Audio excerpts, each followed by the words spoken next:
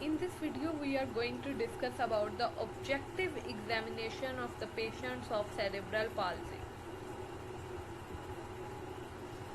On observation, first thing you have to notice is behavior of the child. Whether a child is alert, irritable or fearful in the session during particular time activities, child becomes fatigued easily or not during the activity. Actually, it tells you about the endurance of the child. Find out what motivates his action, particular situation, person or special plaything. The next thing you would notice in a CP child while objective examination is the communication of the child.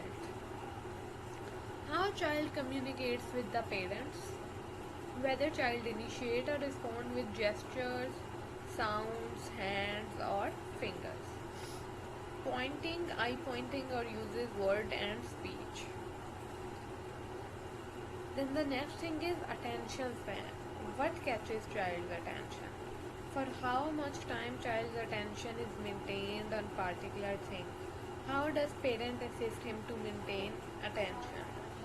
What distracts the child? Now the next very important thing is position of the child.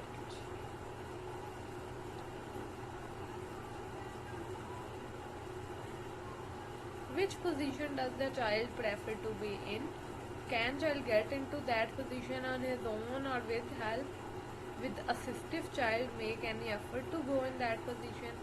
Symmetry of the child, you have to see that actively or passively maintained, then what is the symmetry or the pattern of limb placement?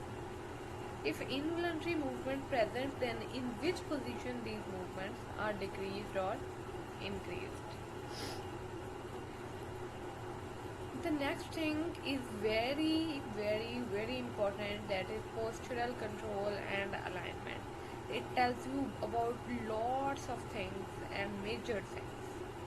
How much parental support is given, postural stabilization and counter posing in all postures, proper and equal weight bearing, if he's putting all the weight on his feet or not, if there is weight bearing equal and proper or there is asymmetry. You have to know this. You have to examine objectively when you are taking objective examination. If the child's center of gravity appear to be usually high, resulting in floating legs and poor ability to raise head against gravity.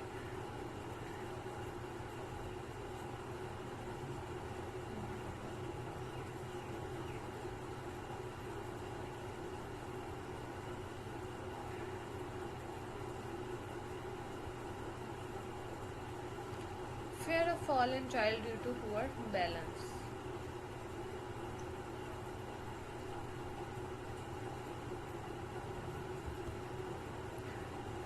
The use of limb and hand,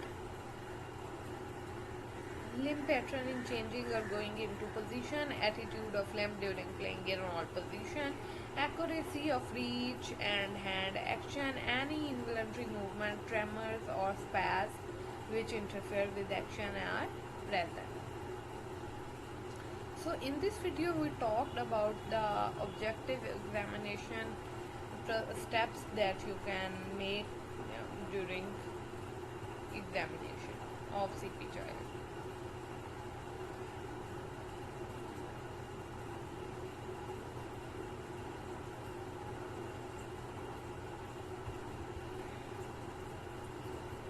One thing you have to know is sensory aspect too. Observe child use of vision, hearing, of touch, smell and temperature in relevant tasks. Does child enjoy particular sensations? Whether child enjoy being moved or having position changed.